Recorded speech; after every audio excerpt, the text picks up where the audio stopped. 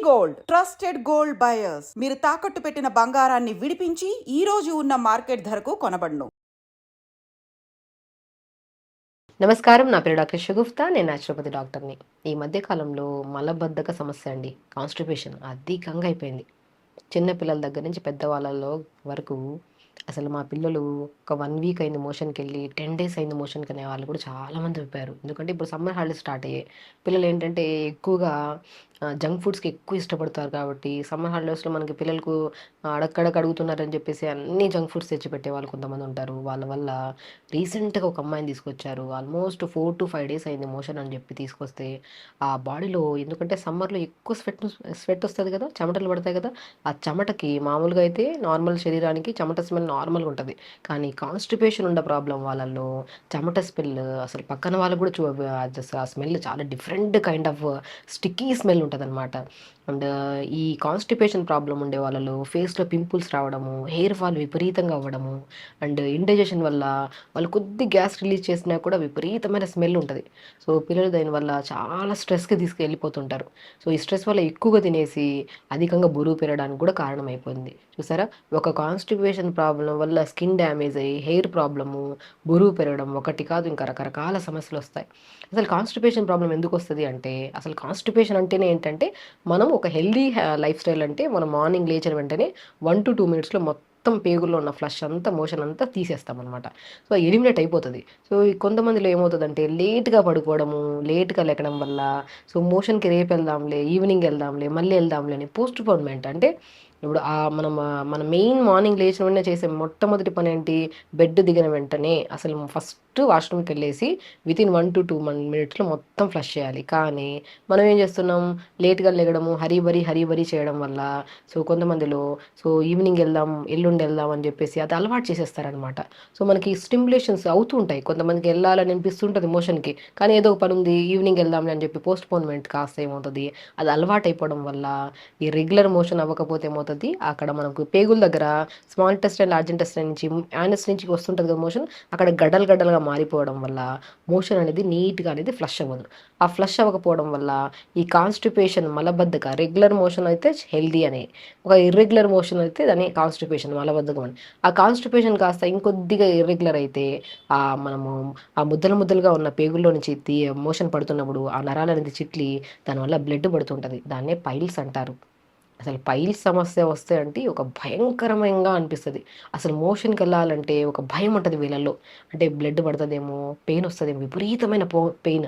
ఈ మన pelvic part దగ్గర వాళ్ళు కూర్చోవడానికి, నిలబడడానికి కూడా విపరీతమైన భయంకరమైన నొప్పితో ఇబ్బంది పడుతుంటారు.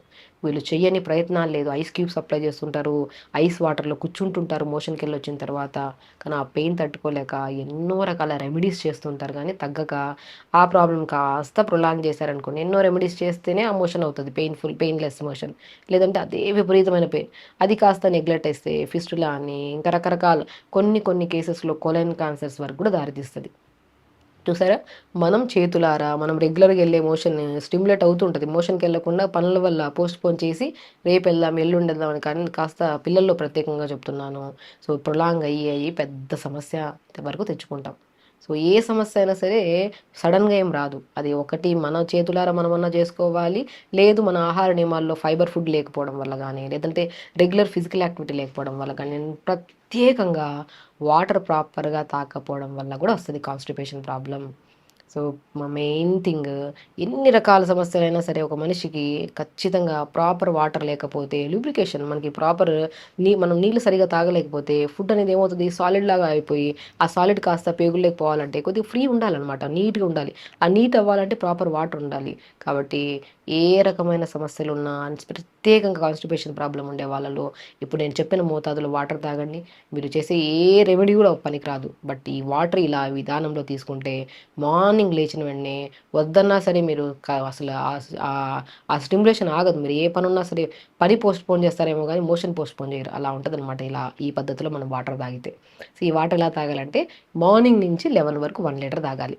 చాలామంది లేచిన వెంటనే 1 లీటర్ వాటర్ తాగేసి అలవాటు చేసేస్తా ఉంటారనమాట. ఆ 1 లీటర్ గోరువెచ్చని వాటర్ తాగేస్తా ఉంటారు. దానివల్ల రాను రాను కిడ్నీ ప్రాబ్లమ్స్ వచ్చే ఛాన్సెస్ కూడా ఉంటాయి. ఒక మనిషి ఇప్పుడు మనము ఒక ఈ మార్నింగ్ బ్రేక్‌ఫాస్ట్‌లో ఇంత, లంచ్‌లో ఇంత, డిన్నర్ ఇంత ఫుడ్ తింటాం. ఒక 3 పూట్ల ఫుడ్ ఒకటేసారి వేస్తాము, స్టమక్ హెవీ అయిపోదు. సేమ్ ఎగ్జాక్ట్లీ మనము ఒక ఒక 2-3 గంటల్లో తాగాల్సిన వాటర్ ఒకటేసారి వేసేస్తే కిడ్నీకి ఓవర్ బర్డెన్ అయిపోతుంది కదా. సో బేసిక్ థింగ్ అందరికీ సింపుల్ నాలెడ్జ్ ఉండాలి. కాబట్టి ఎప్పుడైనా సరే వాటర్ని ఒకే రకంగా కాకుండా ఒకేసారి అంతంత తాగకుండా మార్నింగ్ నుంచి 11 వరకు కొద్ది కొద్దిగా డివైడ్ చేసుకుంటూ ఒక 1 లీటర్ ఫినిష్ చేసి 11 టు 1 లీటర్ 12 వరకు 1 లీటర్. సో మళ్ళీ 11 టు 12 ఆర్ 1 వరకు ఒక 1 లీటర్, 1 టు 4 వరకు కొద్ది కొద్దిగా డివైడ్ చేసుకొని ఒక 1 లీటర్ వరకు, 4 టు 7 వరకు అలాగా ఎలాగైనా సరే అట్లీస్ట్ కొద్ది కొద్దిగా డివైడ్ చేసుకుంటూ ఎవ్రీ 1.5 అవర్కి ఒకసారి కానీ 1 అవర్కి ఒకసారి కానీ ఇలా వాటర్ని ఇలా తీసుకుంటుంటే ఒక 3.5 టు 4 లీటర్స్ వరకు వాటర్ ఫినిష్ చేస్తే వాటర్ ప్రాపర్గా ఉండి అండ్ మనము తిన్న తర్వాత కానీ తిన్నాక ముందు కానీ కొద్ది గ్యాప్ ఇవ్వాలి వాటర్ తాగడానికి కూడా.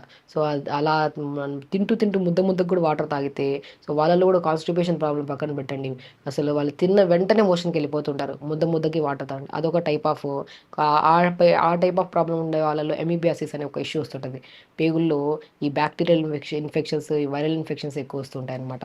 సో కాబట్టి ఎప్పుడైనా సరే వాటర్ని ఇలా డివైడ్ చేసుకుని వాటర్ తాగి మనం ఫుడ్లో ప్రత్యేకంగా ఫైబర్ ఎక్కువ తీసుకోవాలి. లైక్ ఫైబర్ ఫుడ్స్ అంటే మనం ఆకుకూరలు, ఇప్పుడు మనం ఆకుకూరలు రెగ్యులర్గా తీసుకుంటారా పిల్లలు అంటే అస్సలు మా పిల్లలు ఆకుకూరలే తినరండి అంటారు. ఆకుకూరలు తినకపోతే ఖచ్చితంగా కంటి సమస్యలు వస్తాయి, కాన్స్టిపేషన్ ప్రాబ్లమ్స్ కూడా వస్తాయి. సో ఆకుకూరల్ని మనం ఒక మీల్ అంటే లంచ్లో పిల్లలు కానీ మనకు కానీ ఎప్పుడైనా సరే మంచిగా ఇంత బ్రౌన్ రైస్, ఇంత vegetables with combination of paneer curry కొద్దిగా, లైక్ విత్ ఏదైనా ప్రోటీన్ కాంబినేషన్లో కర్రీ, ఒక ఆకుకూర ఫ్రై ఇలా కంప్లీట్ మీల్లో తిన్నామనుకోండి. దాంతోపాటు మనం లంచ్ చేసిన ఒక 15 to 20 మినిట్స్ తర్వాత పల్చని మధ్యలో కొద్ది జీలకర్ర కలుపుకొని తాగండి. ఇలా మీల్ తీసుకుంటే ఎందుకు డైజెషన్ అవ్వదు, ఎందుకు కాన్స్టిపేషన్ ప్రాబ్లం వస్తుంది అండ్ ఖచ్చితంగా లంచ్ తర్వాత కానీ డిన్నర్ తర్వాత కానీ ప్రతి ఒక్కరికి నేను ప్రత్యేకంగా చెప్తాను, పల్చటి మజ్జిగ తాగండి, దాంట్లో కొద్ది జీలకర్ర పౌడర్ కలుపుకొని తాగండి. 100% మీకు కాన్స్టిపేషన్ ప్రాబ్లం రాదు. అండ్ ప్రత్యేకంగా ఎవ్వరికి మనకి చాలా మందిలో చూస్తుంటారు గట్ ఇష్యూస్ ఎక్కువ ఉంటాయి. అంటే వెళ్తే రోజుకి 4-5 సార్లు మోషన్కి వెళ్తారు, లేకపోతే ఒక 3-4 రోజుల వరకు మోషన్కి వెళ్ళరు. వెళ్ళిన మోషన్ టైట్గా వస్తుందని చెప్పి బాధతో వాళ్ళు కావాలని చెప్పేసి వాళ్ళ రకరకాల సిరప్స్ వాడుతుంటారు, మెడిసిన్స్ వాడుతుంటారు. సో ఈ గట్ ప్రాబ్లమ్స్ అస్సలు మనం ఎవ్రీడే మార్నింగ్ లేచిన వెంటనే ఒక డ్రాప్ ఆఫ్ వాటర్ తాగకుండా మోషన్కి వెళ్ళి వితిన్ 1 to 2 మినిట్స్లో ఫ్లష్ చేసే వచ్చే వాళ్ళే హెల్దీ అంటాను. అలా హెల్దీ ప్రాసెస్ అవ్వాలంటే మనము లంచ్ని ఇలా ప్రాపర్ మీల్ లాగా ప్లాన్ చేసుకొని దాంతోపాటు మజ్జిగ, ఆ మజ్జిగలో డెఫినెట్గా ఒకరోజు జీలకర్ర పౌడరు, ఒక్కొక్క రోజు అవిసె విత్తనాలు ఉంటాయి కదా ఫ్లాక్ సీడ్స్, ఆ ఫ్లాక్ సీడ్స్లో కూడా అద్భుతమైన ఒమేగా 3 ఫ్యాటీ యాసిడ్స్ ఉంటే జిగురు పదార్థం ఎక్కువ ఉంటుంది కాబట్టి అది కూడా మోషన్ సాఫ్ అవ్వడానికి చాలా మంచిగా దోహదపడుతుంది అనమాట. కాబట్టి లంచ్ తర్వాత అండ్ పల్చటి, అది కూడా ఇమ్మీడియట్ కాకుండా 15 to 20 మినిట్స్ తర్వాత పల్చటి మజ్జిగలో మధ్యాహ్నం లంచ్ తర్వాత పోనీ జీలకర్ర పౌడర్ పావు స్పూన్ కలుపుకొని తాగండి. డిన్నర్ తర్వాత మజ్జిగలో పావు స్పూను మన అవిసె విత్తనాల పౌడర్ కలుపుకొని తాగండి. మంచిగా అసలు గట్ ప్రాబ్లమ్స్ అనేవి మనకు ఉండవన్నమాట. సో మనం వాటితో పాటు ఆకుకూరలు రెగ్యులర్గా తీసుకోండి. అండ్ నేను సమ్మర్లో మాట్లాడుతున్నాను కాబట్టి ఈ టాపిక్, అండ్ సమ్మర్లో స్పెషల్లీ రీసెంట్గా వచ్చిన పిల్లల్లో కూడా అసలు సమ్మర్లో జంక్ ఫుడ్స్ ఎక్కువ తినడం వల్ల వస్తున్నారని చెప్పాను కదా. సో పిల్లలు ఏంటంటే ఎక్కువగా ఒక మంచి ఫ్రూట్స్ దొరుకుతాయండి. ఇప్పుడు సమ్మర్లో దొరికే అమృతమైన ఫ్రూట్స్ తాటి ముంజలు తెలుసుగా. నేను చెప్పాను కాన్స్టిపేషన్ ప్రాబ్లం వస్తే ఫేస్ మీద పింపుల్స్, హెయిర్ ఫాల్ అండ్ చెమటలు ఎక్కువగా పట్టడం వల్ల స్కిన్లో ఈ ఫంగల్ ఇన్ఫెక్షన్స్, దురదలు ఎక్కువ వస్తుంటాయి. తాటి ముంజల్ని మనం ఇంటేక్ తీసుకోవడం వల్ల అసలు మోషన్ నీట్గా ఫ్లష్ అవుతుంది ఒకటి. నెక్స్ట్ తాటి ముంజల్ని మిక్సీ పట్టేసి ఆ పేస్ట్ని స్కిన్ అంతా అప్లై చేసి సున్నిపిండిలాగా పెట్టి స్నానం చేస్తే నీట్గా అసలు మనకి చెమటల వల్ల వచ్చే ఎన్నో రకాల ఇన్ఫెక్షన్స్ రావు. First point. సెకండ్ పాయింట్, ఆ తాటి ముంజల పేస్ట్ని ఫేస్కి పెట్టేసి 5 to 10 మినిట్స్ తర్వాత వాష్ చేస్తే పింపుల్స్ ఉండవు. పింపుల్స్ వచ్చిన వల్ల మార్క్స్ కూడా ఉండవు, మనకి మంగు మచ్చలు అంటారు కూడా అవి కూడా ఉండవు. అండ్ ప్రత్యేకంగా ఎవరికైనా హెయిర్ రిలేటెడ్ ఇష్యూస్ ఉన్నా కూడా ముంజల్ని మంచిగా మిక్సీ పట్టేసి తలకు పెట్టి 5 to 10 మినిట్స్ తర్వాత వాష్ చేయండి. నీట్గా మనకి హెయిర్ ఫాల్ కంట్రోల్ అవుతుంది, డాండ్రఫ్ ప్రాబ్లం పోతుంది. అండ్ కొంతమందికి అంటే డ్రైగా ఏదో మనకి చాలా స్టిక్కీగా ఉంటుంది చెమటల వల్ల ఆ హెయిర్ ప్రాబ్లం, మన ఆ స్టిక్కీనెస్, చెమటల స్మెల్ కూడా తగ్గుతుంది అనమాట. చూసారా, మనము కాన్స్టిపేషన్ ప్రాబ్లం రావడం వల్ల హెయిర్ డ్యామేజ్ అవుతుంది, స్కిన్ డ్యామేజ్ అవుతుంది, అండ్ స్పెషల్లీ పింపుల్స్ ఎక్కువ వస్తుంటాయి. కాబట్టి ఇంటేక్ తీసుకుంటే తాటి ముంజల్ని మనకి మోషన్ సాఫ్ అవుతుంది, ఎక్స్టర్నల్ అప్లై చేసుకుంటే స్కిన్ గ్లో ఉంటుంది, హెయిర్ గ్లో ఉంటుంది. చెమటలు పట్టినా కూడా ఆ చెమటల వల్ల వచ్చే ఎన్నో రకాల ఇన్ఫెక్షన్స్ మనం రాకుండా కాపాడుకోవచ్చు. ఒక కాన్స్టిపేషన్ ప్రాబ్లం, మలబద్ధక సమస్యని ఎప్పుడు ఏ సీజన్లో అయినా సరే నెగ్లెక్ట్ చేయకండి. మన ప్రకృతిలో మనకి ఒక బ్రహ్మాండమైనది ఏంటంటే ఒక సీజనల్ ఫ్రూట్స్ అని దొరుకుతాయి. ఆ సీజనల్ ఫ్రూట్స్ని మనం రెగ్యులర్గా తీసుకుంటూ, వాటర్ ఇంటేక్ని ప్రాపర్గా పెంచుకుంటూ, ఆకుకూరలు రెగ్యులర్గా తీసుకుంటూ, అండ్ కాన్స్టిపేషన్ ప్రాబ్లం ఉండేవాళ్ళు ఖచ్చితంగా మార్నింగ్ లేచాక ఒక హాఫ్ అన్ అవర్ యోగా. తొందరగా లేచామనుకోండి మంచిగా మోషన్స్ ఆఫ్ అవుతుంది, టైం దొరుకుతుంది, యోగా చేసుకుంటాం, టైంకి ఫుడ్ తింటాము, టైంకి మంచి ఫ్రూట్స్ తింటాం, సీజనల్ ఫ్రూట్స్. అప్పుడు అసలు ఈ సమస్యలే ఉండవు మనకి. కాబట్టి ఒక కాన్స్టిపేషన్ ప్రాబ్లం వల్ల ఎన్నో రకాల ప్రాబ్లమ్స్ వస్తాయి. అవి రాకుండా మనం కాపాడుకోవాలంటే ఒక లైఫ్ స్టైల్ని హ్యాపీగా ఫస్ట్ మనకు మనం చెయ్యాలన్న ఇంట్రెస్ట్తో మనం చేయాలి. ఇప్పుడు మనం చెప్పిన ఈ పాయింట్స్ అన్నీ ఒక కాన్స్టిపేషన్ ఉండే వాళ్ళే కాకుండా ఎన్ని రకాల సమస్యలు ఉన్నా, మీకు ఏ సమస్య ఉన్నా సరే ఈ ప్రాసెస్ని మనం ఫాలో అయితే అసలు కాన్స్టిపేషన్ రాదు, కంటి సమస్యలు రావు, హెయిర్ హెల్తీగా ఉంటుంది, స్కిన్ హెల్తీగా ఉంటుంది, ఇమ్యూనిటీ బూస్టర్గా కూడా ఉంటాం అనమాట. కాబట్టి ఇవన్నీ చేయండి, హెల్తీగా ఉండండి, హ్యాపీగా ఉండండి. నమస్కారం. Sir, one life lesson what medicine has taught you. Whatever you can do without expecting.